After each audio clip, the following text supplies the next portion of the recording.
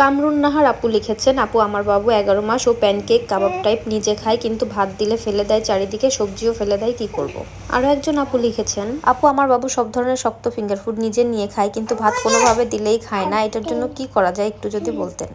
এটা খুবই কমন একটা প্রবলেম, যেটা শুধু ছোট বাচ্চার মায়েরা না বরং বড় বাচ্চার মায়েরাও কিন্তু এই একই প্রবলেম ফেস করে থাকেন। Noodles, pasta, fish fry, chicken fry থেকে শুরু করে যে কোনো ফাস্ট ফুড বা এই ধরনের শুকনা খাবারগুলা বাচ্চারা যদিও নিজের ইচ্ছাই খায় আগ্রহ করে, ভাত, সবজি এই ধরনের খাবার কিন্তু সহজে বাচ্চারা অ্যাকসেপ্ট করতে চায় না। রাফানকে আমি প্রথম ভাত দিতে শুরু করেছি 8 মাস বয়সের পর থেকে। প্রথম আমি ওকে যখন ভাতের সাথে পরিচিত করিয়েছি তখন আমি শুধু সাদা ভাতটাই ওকে দিয়েছিলাম। তারপর যখন ও ভাতের সাথে অভ্যস্ত হয়ে গেল, তারপর আমি ওর ভাতের সাথে মাছ, সবজি এগুলো মেখে আমি রাইস বল তৈরি করে দিতাম।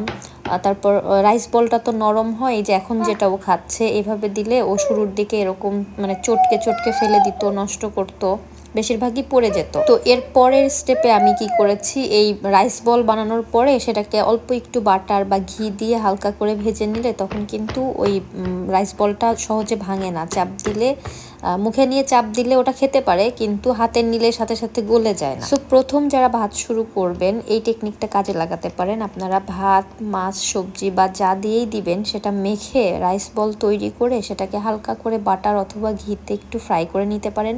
ফিঙ্গার ফুডের শেপেও দিতে পারেন, আবার বল বল শেপ করেও দিতে পারেন। তবে অবশ্যই খেয়াল রাখবেন খাবারটা যেন শক্ত না হয়ে যায়, মুখে নিলে সেটা যেন গলে যায়। বেশি শক্ত খাবার দিলে কিন্তু চোকিং এর ট্রিক্স থাকবে। আর ইম্পর্টেন্ট বিষয় হচ্ছে আপনার মাইন্ডসেটটাকে ঠিক করতে হবে। প্রথমে যখন আপনি বাচ্চাকে ভাত দিবেন, ও ভাতটা ফেলবে, ছুঁড়বে, মাখবে, এগুলো করবেই। এটাকে যদি আপনি মেনে নিতে না পারেন তাহলে পরের স্টেপে যাওয়াটা কিন্তু কঠিন হয়ে যাবে। তো শুরুতে যে আমি যখন রাফানকে খেতে দিতাম ও কিন্তু এভাবে ভাতগুলাকে চটকে চটকে ফেলে দিত, নষ্ট করতো, অনেকটাই পড়ে যেত। আমি তুলে তুলে আবার ওকে দেওয়ার চেষ্টা করতাম, বারবার তুলে দিতাম, ও বারবার ফেলে দিত। এইভাবে খেতে খেতেই কিন্তু এখন ওর আপডেটটা আপনারা দেখতে পাচ্ছেন। ও কিন্তু এখন খুব সুন্দরভাবে ভাত, মাছ মেখে দিলে সুন্দরভাবে খেতে পারে মাশাআল্লাহ। তো প্রথম শুরু করেই কিন্তু পারফেকশনের দিকে নজর দেওয়া যাবে না। যেহেতু নতুন একটা টেক্সচার স্টার্ট করছেন, যখন ফিঙ্গার ফুড থেকে আপনি প্রথম ভাত দিচ্ছেন, ভাতের টেক্সচারটা অন্যরকম। ও যখন হাতে ধরছে ওর অন্যরকম একটা ফিল পাচ্ছে। ভাত একটু সফটনেস, ছোট ছোট দানা, এই জিনিসগুলো ওকে আগে ফিল করতে দিন। ওকে এটার সাথে অ্যাডজাস্ট করতে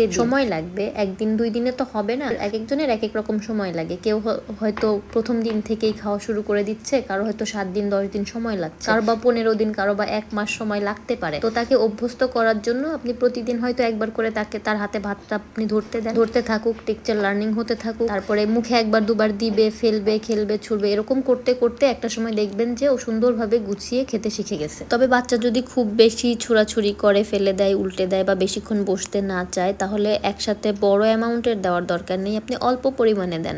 যেমন 1টা 2টা বা 3টা রাইস বল দিলেন। 3টা রাইস বল থেকে একটা যদি খায় আর 2টা যদি ফেলেও দেয় তাতেও কিন্তু সমস্যা হয় না। তার লার্নিং এর সময় এইটুকু আপনাকে ধৈর্য ধরতেই হবে। আর হ্যাঁ, এই সময়ে বাচ্চার পেট ভরানোর জন্য আপনি পাশাপাশি খাইয়ে দিতে পারেন। বাচ্চাকে আগে কিছুক্ষণ এক্সপ্লোর করতে দিন, তারপর আপনি পাশাপাশি খাইয়ে দিন। আপনি লেড উইনিং করছেন তার মানে এই নয় যে আপনি কখনোই আপনার বাচ্চাকে খাইয়ে দিতে পারবেন না। তবে খাওয়া নিয়ে কখনো জোর করবেন না।